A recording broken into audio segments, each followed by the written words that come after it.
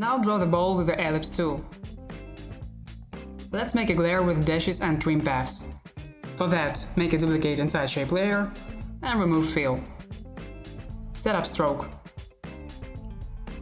Decrease its size. Make a dash line. And add trim paths. Trim the line and make it a little transparent. Place the anchor point to the bottom of the ball. Now open up the position and scale properties. We will animate them. Let's start from position. We are creating a loop and will start from the upper position of the ball. For that, make a keyframe on the start of timeline and place the ball this way, in the highest position of its jump. Then go to a half of a second and place the ball lower, to its hidden position. And on the time of 1 second, paste the first keyframe. Preview the animation. It's not good. Let's change it. Select the position keyframes and press F9 to easy ease them. And go to Graph Editor. We will work with speed graph. Now let's think what's happening to the ball during its movement.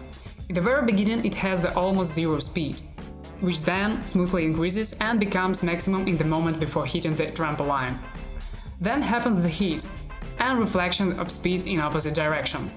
The ball is continuing its movement to the highest point and freezes in the air for 1 moment. And then started falling again. So let's make it on the speed graph. Move the direction line of the first point to the right, so that we did smooth speed increasing, and make the same actions in opposite direction with the second extreme point. Make a preview. It's better, but the pause in the moment of hit should be smaller, because trampoline pushes the ball faster, so adjust the graph in following way. Now the pause is smaller. Make a preview, and it's much better now.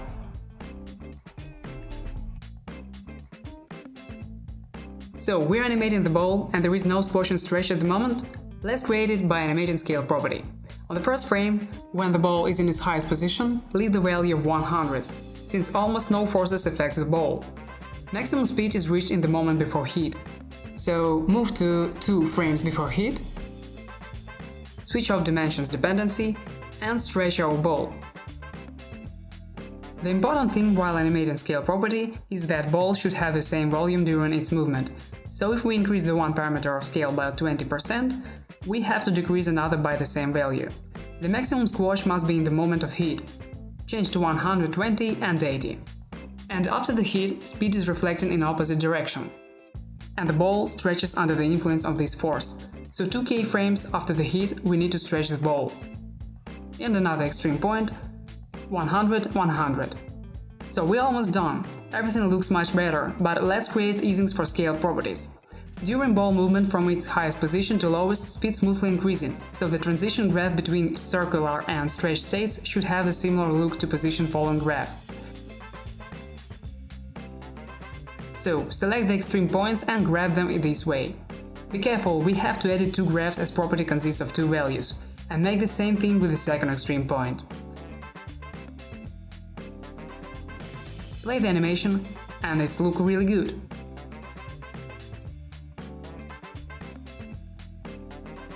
Now let's create a trampoline. Select the pen tool and draw the straight line. Set up the color and create a new vertex in the center of line. Smooth it. Round the line caps. And draw the leg.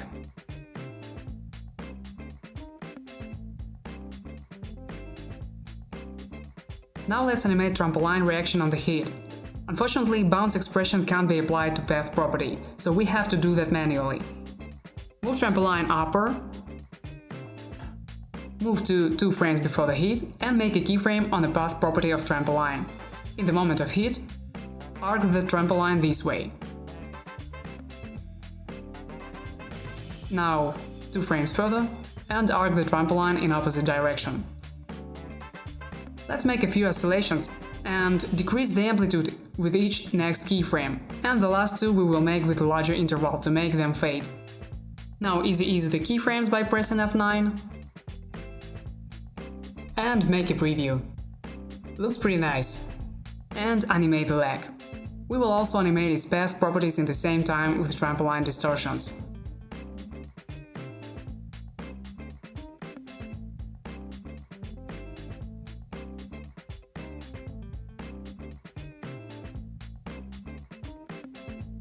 Make a copy of leg, reflect it horizontally, and place it to the right position. Make a preview. Really nice.